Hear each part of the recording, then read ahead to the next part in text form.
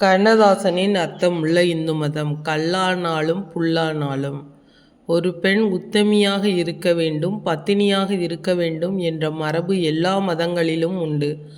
ஆனால் அதை வலியுறுத்தும் கதைகள் இந்து மதத்தில்தான் அதிகம். இந்து புராணங்களில் வரும் எந்த நாயகியும் அப்பழுக்கற்ற பத்தினியாக காட்சியளிப்பாள். குடும்பத்தில் கெட்ட சூழ்நிலை ஏற்படுவதற்கு பெண்தான் காரணமாக அமைவாள் என்பதால் மானத்தையும் கற்பையும் பெண்ணுக்கே வலியுறுத்துகிறது இந்து மதம். கற்பு என்பது நல்ல தாயிடமிருந்து நல்ல மகள் கற்றுக்கொள்வது.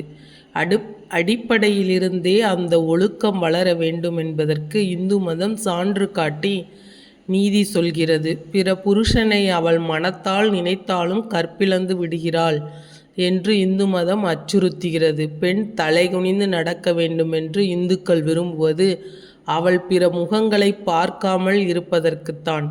அழகான ஆடவன் முகத்தை அவள் பார்த்து ஒரு கணம் அதிர்ச்சி வந்து பிறகு அவள் தன்னிலைக்கு மீண்டால் கூட களங்கம் என்று இந்துக்கள் கருதுகிறார்கள். காலை பார்த்து நட என்று அவர்கள் போதிப்பது அவள் பிற முகங்களை பார்க்காமல் இருப்பதற்கு மட்டுமல்ல, பூமியிலும் வாழ்க்கையிலும் வழுக்கி விழாமல் இருப்பது கூட.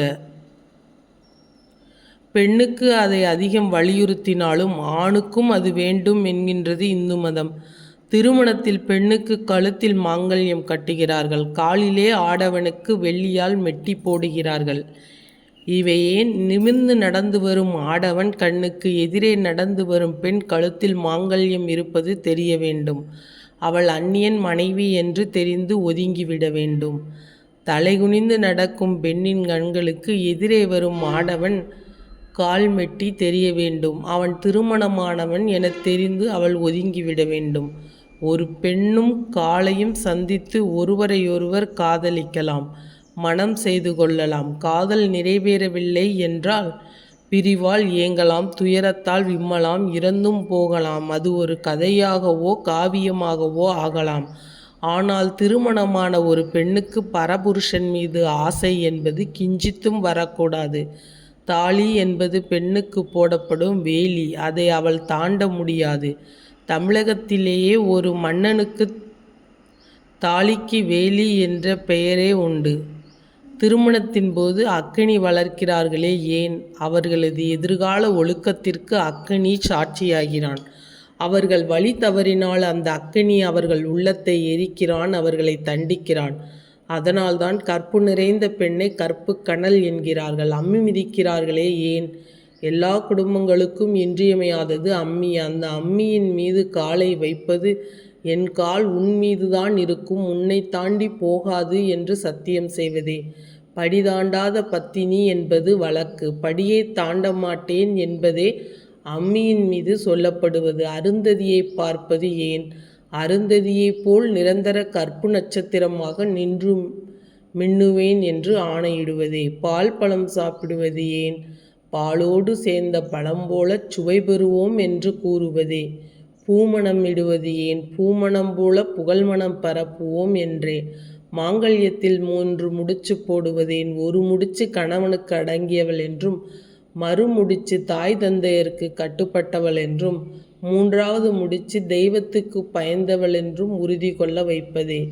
ஆம், பெண்ணிற்கு தற்காப்பு வேண்டும், தாய் தந்தை காப்பு வேண்டும், தெய்வத்தின் காப்பு வேண்டும். இந்த காப்புகளுக்காகவே கையில் காப்பு அணியப்படுகிறது. அவளை காப்பேன் என்ற உத்தரவாதத்திற்காகவே கணவன் கையில் காப்பு கட்டப்படுகிறது. குழந்தை பருவத்திலிருந்து முதுமை பருவம் வரை ஒரு பெண்ணை பக்குவமாக வைத்திருக்க இந்து மதம் கூறும் வித்தியாசங்கள் தாம் எத்தனை! கற்புடைய பெண் நினைத்தால் கடவுளையே குழந்தைகளாக்கலாம் என்று போதிக்கும் அனுசுயையின் கதை. கற்புடைய பெண் விரும்பினால் சூரியனையே உதிக்காமல் செய்யலாம் என்று கூறும் நலாயினியின் கதை. கற்புடைய பெண் மரணத்தையும் வெல்லுவாள் என்று கூறும் சாவித்திரியின் கதை. அதையே வேறு வழியில் நாகபஞ்சமி கதை. இவையெல்லாம் பொய்க்கதைகள் என்று வாதிக்கலாம். ஆனால் அவர்களைப் போல தம் மனைவி இருக்க வேண்டும் என்று விரும்புகிறவனுக்கு இவை மெய்க்கதைகளே. கொல்லப்பட்டான் கணவன் என்றெறிந்து துடித்தெழுந்து மதுரை நகர் வலம் வந்து, செங்கதிர் செல்வனே, என் கணவன் கல்வனா என்று நியாயம் கேட்டு துர்க்கை கோயிலில் வளையல்களை உடைத்து மதுரையை எரித்தாள் கண்ணகி. அவள் இடது பக்கத்து மார்பை திருகி எறிந்தாள். மதுரை எரிந்தது என்கிறது சிலப்பதிகாரம். மார்பை திருகி எறிந்தால் மதுரை எரியுமா என்று கேலி பேசுவோரும் உண்டு. இடது பக்க மார்பை என்று இளங்கோ சொல்வதை கவனிக்க வேண்டும். இடது பக்கம்தான் இதயம் இருக்கிறது, அதுவும் மார்பை ஒட்டியே இருக்கிறது. அந்த இருதயத்து அக்கினி மதுரையே எரித்தது என்பதைத்தான் இளங்கோ அப்படி விவரிக்கிறான். கல்லானாலும் கணவன், புல்லானாலும் புருஷன் என்பது இந்துக்கள் பழமொழி. கல்லும் புல்லும் கணவனாகுமோ என்று கேலி பேசுவோரும் உண்டு. வெறும் ஜடப்பொருளான கல்லையும் புல்லையும் இது குறிக்கவில்லை. உன் கணவன் மனது கல்லானாலும் அவன் உனக்கு கணவனே.